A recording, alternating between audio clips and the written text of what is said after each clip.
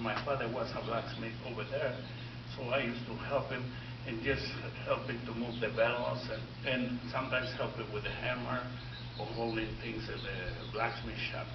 And by looking at him, how he do things, is the way I've learned what I know about blacksmithing. So then I used to go to the shop and do some things and sell those things. That way we can survive, me and my brothers. And what was very popular over there to sell was like the knives, the machetes, the farming tools and things like that. And I used to make those things.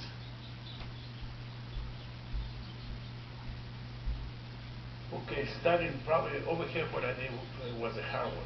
Starting with the nails, the hinges, different kind of hinges, the H hinges, the strap hinges, the thumb latches, the slide bolts, the hooks, the keys, the locks, some tools, like I have a hammer. I did a pair of spurs for one of the museums, national museums in San Francisco. I did a branding iron for Santa Monica Mountains National Parks. I did hardware for the yokes on the bells for the Presidio. I did the one over here at the Visitor Center. I can make any kind of tool. I can repair any powder gun, the old type of guns and things like that. And I can make anything, related to the mission period, anything.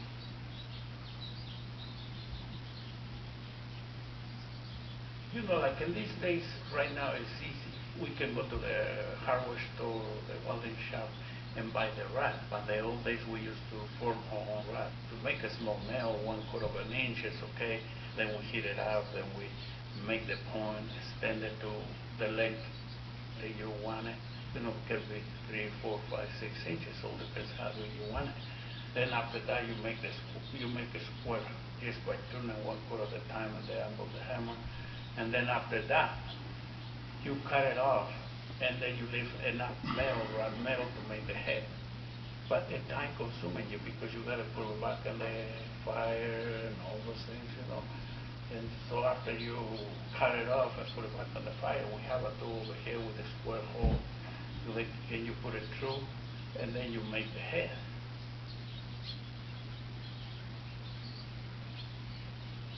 Okay, some people over here comes and ask, how many degrees this metal, is when it gets hot. But like me, I learned the old way. In the old days there was no degrees, so we just go by looking at the metal. So when I put it on the fire, it's heating up, and then by looking at it, I know that it's ready to work on it by the color of the metal. When it gets like orange color, so it's very good to work with it.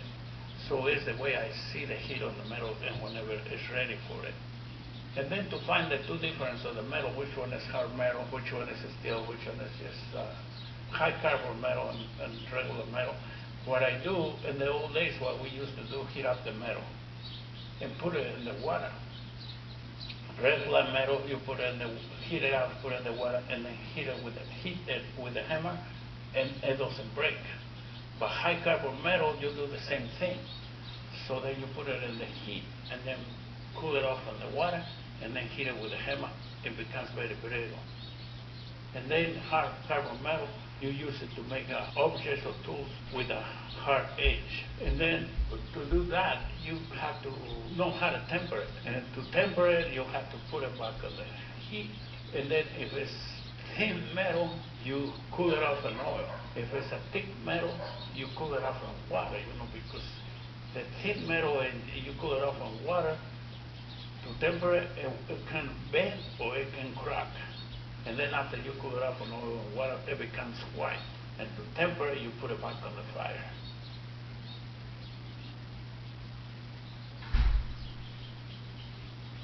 Every time there is a special program, we have what we call them Christmas People Day and a Mission Life Day. And then the main one is the Learning History Day for the 4th graders. And they come from all over the state, learn the history of California. And they really like to come over here to the blacksmith shop because when I do a demonstration for them, they get very excited. Oh, and those days it's about 1,000 to 1,200 4th graders in one day. And then we have the mountain man comes and visits the mission twice a year too. And then they come over here to the blacksmith shop, and sometimes they open the blacksmith shop.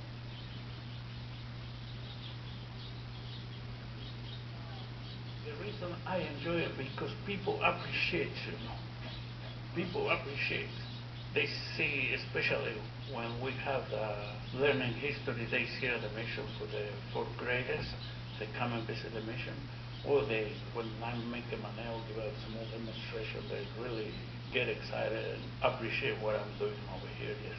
I met some interesting people. I met people from all over the United States, and I met people from overseas, from one time a lady sent me an email from New Zealand, and it's a lot of people that really appreciate the programs here at the mission, and especially when they come over here to the blacksmith shop. They really appreciate it because they say this is a lost art. My name is Moises Solis Trejo, and I'm a blacksmith. I've been a blacksmith for 50 years.